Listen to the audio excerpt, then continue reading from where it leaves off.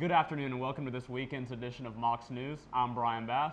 And I'm Tanya Temple.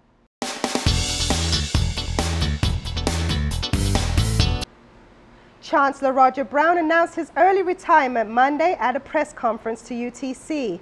Brown's last day on campus will be September 30th, but he will be on administrative leave as of September 20th.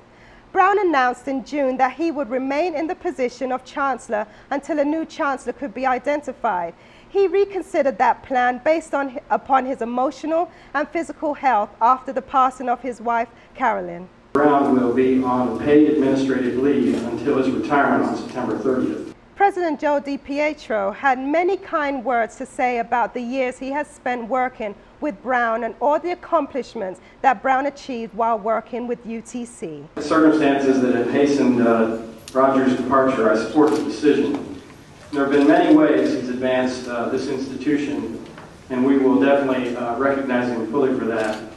Brown became Chancellor of the University in July 2005. He has been able to increase student enrollment, raise more money in scholarships for students, and improve more than $100 million in construction updates and capital improvements to the university.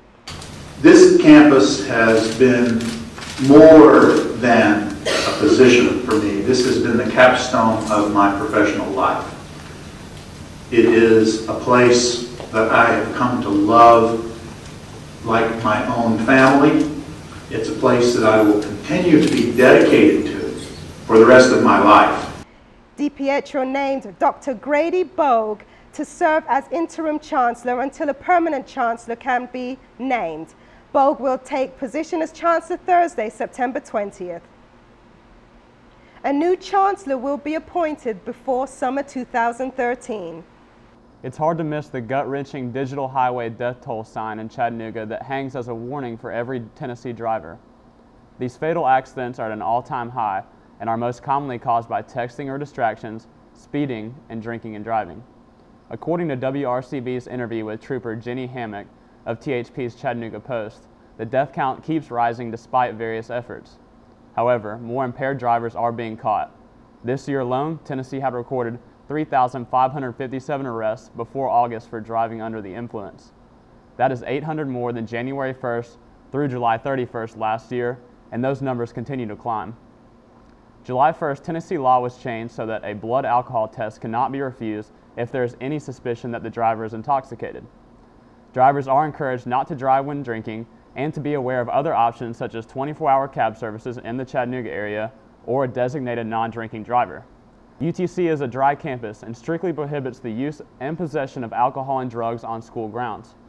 For more information on drug and alcohol policies, you can refer to the UTC Student Handbook or visit utc.edu/administration/Department of Public Safety.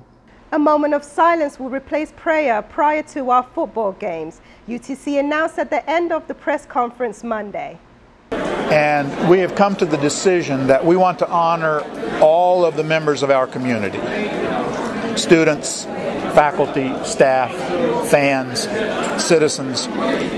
And in order to be sure that we are the absolutely most inclusive that we can be to our entire community, we have decided that at the opening of UTC football games, there will be a moment of silence. The university has decided to hold a moment of silence to allow the audience, players and coaches to reflect on their lives, past loved ones, those fighting overseas and those less fortunate, to bring together a stronger community. To think about many of the things that we all hold dear in our hearts and our lives. We will ask for the protection of those who serve us overseas. We will ask people to think about in their moment of silence the protection of our first responders and all who serve us and put themselves in danger for us. And we will ask in this moment of silence that you consider all of those in your community who are less fortunate than you yourself. This moment of silence will replace prayer to honor all members of the community. Brown said that they wanted to make sure that there wasn't anyone who left the stadium who felt excluded or made uncomfortable in any way. Stories include the Fortwood neighborhood no longer allowing cars to park without a parking pass, The American Red Cross is training students and faculty to be prepared for a power outage. The Information Technology Department has made some changes to make internet access easier. We have all the updates, so stay tuned. We will now go to Christine, who is hosting our Faculty Features segment. I'm Christine Brown with your Faculty Features segment. Each week I want to introduce you to one member of the UTC faculty. Last week, Associate Vice Chancellor Chuck Cantrell showed us his love for Star Wars, and this week, Registrar Linda Orth shared her connection with favorite cartoon character Eeyore. Find out more by viewing our Mocs News YouTube videos and checking us out on UTC's Housing Channel 98. See you next week when we meet Dean of the Lupton Library, Teresa Lidka. I will send you over to Demarius and Tanya for a weekend entertainment update. Thank you, Christine. I am Tanya Temple. And I am Demarius Wiggins, and this is your entertainment segment for today. This is Go Watch It or Redbox It. The movie theaters have been lackluster, but next week some big names are hitting the theater. Jake Gyllenhaal in The End of the Shift, Clint Eastwood in The Trouble with the Curve, and a remake of Judge Dredd. Remember to tell me what you think of the movies or any movie suggestions. Email me at sln724@mocs.utc.edu. Later. For my first interlude intermission piece for this semester, I will discuss cell phones and other means of social technology and their central impact on how our generation communicates and connects with people, as well as the loss of this connection and communication within our generation. Entitled Communicate, tune in. Thanks for joining this edition of Mocs News Entertainment. Now back to the newsroom with Ashley and Christine. Thank you, Tanya and Demarius. Hello, I'm Ashley Brockman. And I'm Christine Brown. The final ruling by the Chattanooga City Council regarding street parking in the Fortwood neighborhood requires Fortwood residents to buy decals. Non-residents are no longer permitted to park on certain city streets in the neighborhood without an approval visitor's pass. This was finalized at the City Council meeting September 4th. Council members had diverse perspectives and concerns on the matter according to the minutes from the meeting.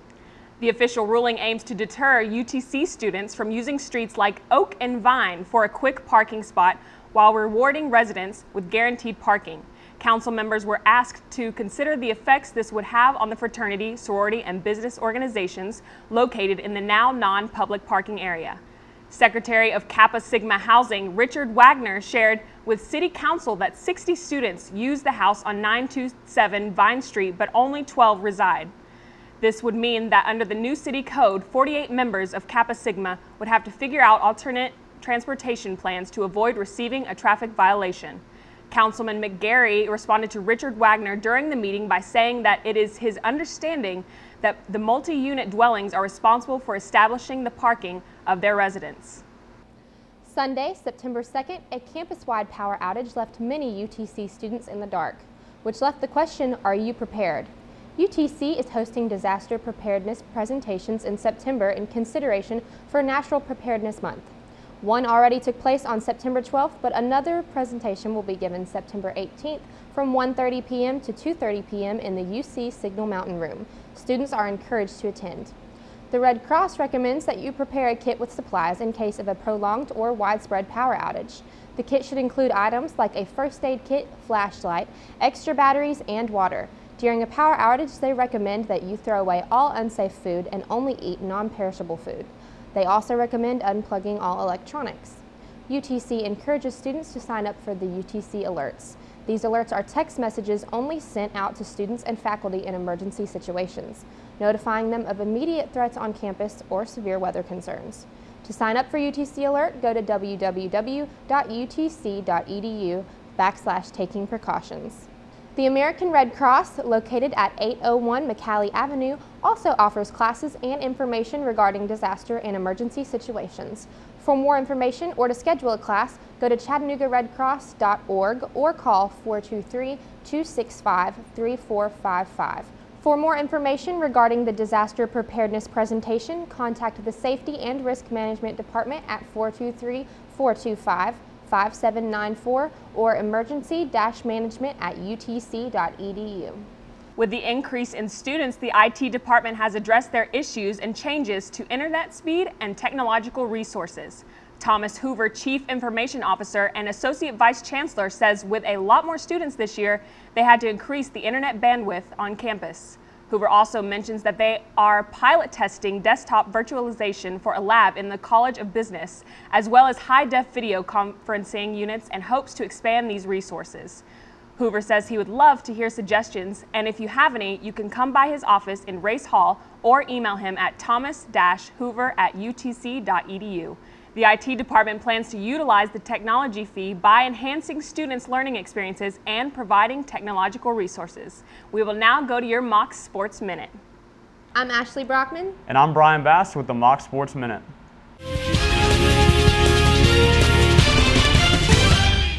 The volleyball team is back on the road this weekend as they head to Bloomington, Indiana for the Indiana Hoosier Classic before returning home for next Friday's match against App State at 6 p.m. Men's golf will tee it off in the Ping Preview from Sunday through Tuesday in Alpharetta, Georgia. Women's golf will start their season off in Kentucky on Monday for the Wild Eggs Cardinal Cup. The soccer team begins conference play this Friday at Davidson at 7 o'clock. The women's cross-country team took first place at the Powerade Invitational last weekend, while the men's team took second. The teams will be in Nashville early Saturday morning for the Commodore Classic. A big congratulations to cross-country's Nathan Waynick, who was named the Southern Conference Student Athlete of the Week this week after winning the individual title at the Powerade Invitational. Congratulations, Nathan. Finally, it was a blowout at the Gold Out last night as our football team trounced Glenville State 35-0 in the home opener. Remember that the homecoming game is next Saturday with kickoff at 6 p.m. versus App State at Finley Stadium. Well, that's going to do it for your Mocs Sports Minute. Remember, you can watch live action and check scores and highlights at GoMocs.com. We'll see you next week. That does it for this weekend's Mocs News. Thank you for joining us. Be sure to check out our videos uploaded throughout the week to YouTube. We now air on the Housing Channel 98, so tune in. Until next time, have a great weekend from all of us here at Mocs News.